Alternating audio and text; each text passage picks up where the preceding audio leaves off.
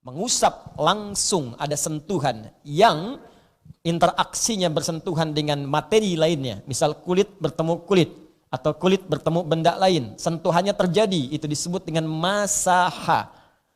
Ya, atau lamasa. Masaha itu mengusap. Kalau menyentuh saja, nyentuh walau tidak mengusap itu lamasa. Lamasa kena. Kalau sengaja ingin kena, pakai alif, lamasa. Ingat ya? Kalau tak kena, tapi kena sentuhan di hati kita. Mau kemana kamu? Ke hatimu. Ya. Halo? Disentuh sih enggak. Tapi kalimat itu menghujam ke dalam jiwa. Sehingga orang berkata, sentuhlah ia tepat di hatimu. Maka ia akan jadi milikmu untuk selamanya. Maka itu disebut dengan massa namanya. Nah, ini saya ajarkan dulu ya. Nanti di bahasa Arab kita akan temukan kalimat itu, tapi di Al-Quran diksinya sangat luar biasa tepat. Nanti Anda akan temukan kalimat massa, ayat riba itu massa nanti. Ya, massa. Tapi ayat tentang wudu dan tayamum pakai lamasa, pakai alif. Tapi ketika ketemu dengan mukjizat Nabi Isa, masaha sampai disebut dengan masih. Itu beda. Ya, kalau masaha artinya mengusap. Usap. Ya, terkena usapan. Misal kita saat wudu itu mengusap bagian kepala, bukan rambut, ingat. Ya, bukan rambut tapi kepala. Ya, kalau kepala bahasa Arabnya ra'sun. Jamaknya disebut dengan ru'us. Ya, ru'us. Saat kita berwudu kita mengusap bagian kepala. Maka turun Quran surah kelima Al-Maidah ayat yang ke-6. Paling kiri sebelah atas di mushaf. Ya, ya ayyuhalladzina amanu idza kuntum ilas salat faghsilu wujuhakum wa aydiyakum ilal marafiq wamsahu biruusikum. Nanti setelah Anda, kata Allah, orang-orang beriman ingin menyempurnakan salat, maka mulai dengan menyempurnakan wudu dulu. Yang 4 itu pokok. Jadi pokok wudu ada 4. Jangan langsung tayamum. Kalau nanti airnya cukup digunakan untuk yang 4 ini, maka dahulukan yang 4 ini setelah berniat. Apa yang 4 itu? Pertama, basuh wajah. Membasuh bahasa Arabnya gosala. Nah, perhatikan bagaimana tepatnya bahasa Al-Quran. Kalau bukan firman Allah mustahil begini. Ghasala itu ambil airnya, tumpahkan di tempat yang akan dibasuh.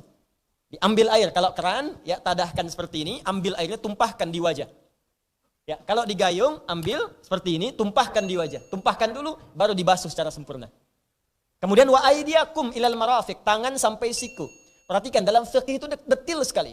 Tangan itu yad bahasa Arabnya, yadun. Ingat, yadun, jamaknya aidi. Dari mulai ujung jemari sampai ke sini. Ya, ke bagian dekat pundak.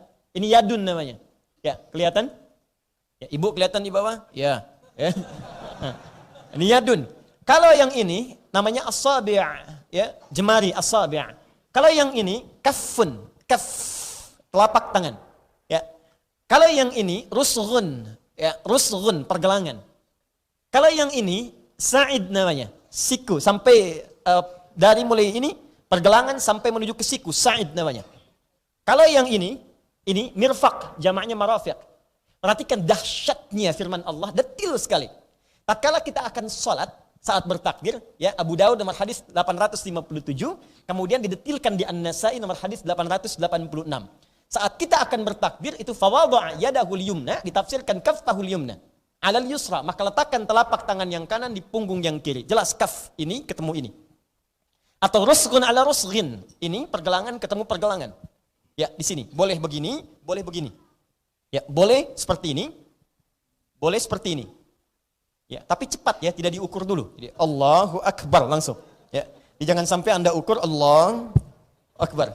Ya, pas di sini. Boleh sa'id, jadi telapak ketemu dengan di sini. Ya, tapi tidak mirfak, tidak sampai siku. Bahkan Nabi melarang orang kemudian bertakbir tangannya disimpan di siku, di sini. Seperti orang sombong dalam bersedekap. Anda kalau sedang punya proyek. Baik, jelas? Nah, ini tegas. Perhatikan ayat wudu. Begitu akan pindah kemudian dari wajah kepada tangan, masih basuh. Wa aidiakum, basuh tangan, ambil airnya. Ingat, ini tajam sekali. Kalau kita tidak paham dengan kedalaman bahasa ini, kita nggak ngerti bagaimana wudu yang baik. Ambil airnya, tumpahkan. Dari tangan sampai siku, bukan siku ke tangan. Nanti ada hikmahnya.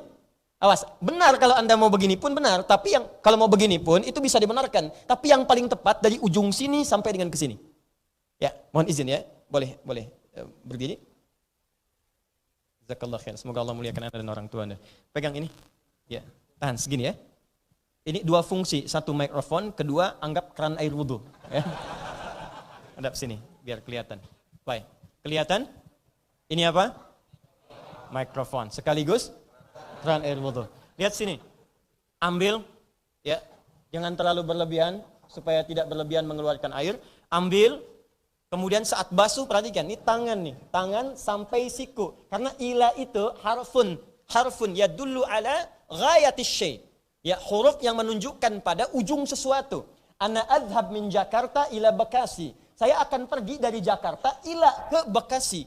Saya mau tanya, tujuan saya kemana? Bekasi, saya dari Jakarta ke Bekasi. Jadi bukan ke Bekasi dulu, ke Jakarta, ke Bekasi lagi. Dari Jakarta ke Bekasi.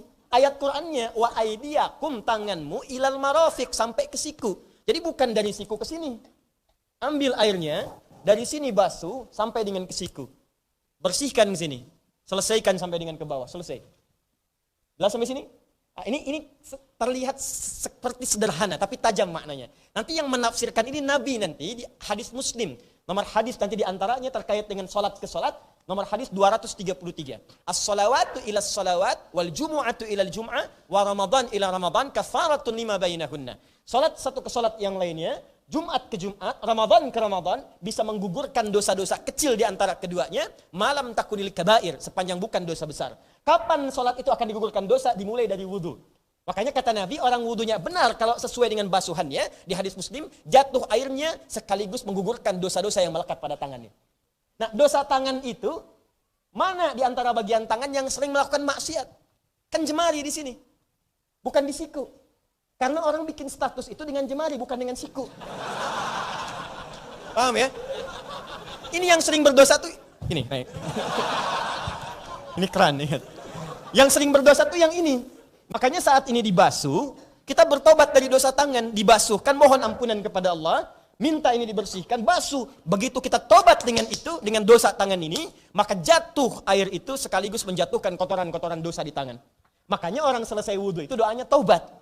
Asyhadu an la ilaha illallah wa asyhadu anna Muhammadan Allahumma minat waj'alni minal Allahumma ja'alni minat tawabin. Ya Allah, jadikan aku termasuk orang taubat. Kan baru wudu, kenapa doanya taubat? Karena orang saat wudu dia bertaubat. Karena itu kalimat taharah disandingkan dengan taubat. Ya Allahumma ja'alni minat tawabin waj'alni minal mutatahhirin. Itu yang dimaksud Quran surah kedua ayat 222 sampai 223. 223. Innallaha yuhibbut tawabina wa yuhibbul mutatahhirin. Bahasan kita bukan di situ. Bahasan kita ketika pindah ke kepala, Allah tidak mengatakan wagsilu bi ru'usikum. Kalau wagsilu, masukkan kepalanya ke dalam kerannya. Atau ambil air dari gayungnya, kemudian basuhkan ke dalam kepala. Hah? Karena kalimatnya masaha, maka ambil airnya, buang dulu. Buang, ya, baru kemudian sisanya usapkan di kepala. Masaha. Masaha mengusap. Baknya ingat, dulu kita belajar di awal ada 14 makna. Di sini berlaku 3. 1 istighraq, mengusap keseluruhan. Kalau tidak ada masalah, tidak ada luka di kepala, atau akhwat misalnya, maaf, sedang wudhu di tempat tertutup, yang boleh dibuka hijabnya, maka usap dari depan sampai ke belakang. Sempurnakan. Kalau ada kendala misalnya, di sini ada luka. Atau akhwat, wudhunya tidak bisa kemudian di tempat tertutup, terbuka ada sementara orang lalu lalang, nggak bisa buka hijab. Maka boleh baknya berfungsi tab'id sebagian. Tab'id jadi bagi 2. Ada tab'id ma'at tahdid sebagian tapi ada batasnya, ubun-ubun di sini. Boleh kemudian di sini Anda luka, di sini Anda usap, sah wudunya. Jelas ya? Jadi jangan kemudian tidak diusap. Kenapa nggak diusap? Luka. Tidak. Usap yang ini sah. Kalau kemudian Anda di sini bermasalah ubun-ubun misalnya atau tak bisa diusapkan akhwat di sini, maka yang namanya kepala sepanjang bagian darinya berlaku hukum at-tab'id min duni tahdid. Sebagian tanpa batas. Yang penting namanya kepala. Ini kepala bukan? Ini kepala bukan? Coba dites. Kepala, pundak, lutut. Nah, sepanjang masih di kepala, maka boleh diusap.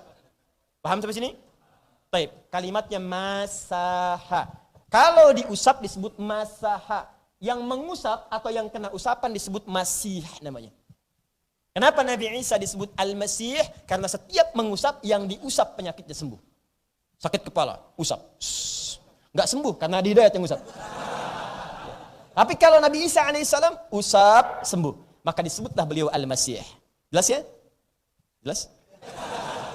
Paham sampai sini? Nah, itu masaha namanya. Tapi kalau menyentuh tidak berniat usap, cuma terjadi sentuhan. Ya, dalam tawaf misalnya, ya, mohon maaf, subhanallah, walhamdulillah, wala ilaha illallah, wallahu akbar. Kena sentuhan. Ya, nah itu namanya lamasa. Jelas ya? Lamasa. Lam, mim, sin. Lamasa. Lamasa. Kalau sengaja pengen nyentuh, subhanallah, target putaran ketiga. Alhamdulillah, wala ilaha illallah, wallahu akbar. Misalnya, sengaja. Awas hati-hati, itu lamasa. Lamasa. Nah ini, Masya Allah. Indah. Makanya di surat Al-Maidah, orang kalau sudah berwudu, misal tak sengaja sentuhan. Misal ada ikhwan, akhwat, tak sengaja itu, tak sengaja. Atau suami, istri, tak sengaja kena, itu tidak membatalkan. Kalau nggak diniatkan. Tapi kalau sengaja, lamasa, memang pengen nyentuh, batal. Makanya ayatnya mengatakan, aula mastumun nisa. Teruskan di ayat itu. Aula mastumun nisa, lamasa, bukan lamasa. Jelas ya? Nah, ingat, itu bahasa Quran. Nanti ada lagi massa namanya. Massa, sentuhan yang tidak dilakukan dengan anggota tubuh, tapi terjadi kemudian reaksi ke dalam hati. Bisa dengan gambar, bisa dengan kata-kata, dan semacamnya. Itu massa namanya. Ya. Alladzina ya'kuluna riba la yaqumuna illa kama yatakhabbathumus syaitanu minal massi. Bukan lamasa, bukan minal lamsi, tapi massi. Ya, orang-orang yang makan riba itu hati-hati, mereka tidak memakan sesuatu kecuali nanti maaf, dalam dirinya akan ada sentuhan-sentuhan setan. Memang setannya nggak kerasa nyentuh, tapi nanti dalam jiwa itu digerakkan oleh setan. Makanya orang yang cenderung riba itu cenderung nanti terdorong berbuat maksiat terusan. Karena yang masuk haram, kalau orang sudah sumbernya haram, maka tindakannya nanti terdorong mudah untuk mengerjakan yang haram. Mulutnya mudah bicara yang haram. Ya, pandangannya mudah menerima yang haram. Jadi kalau melihat yang haram itu cepat.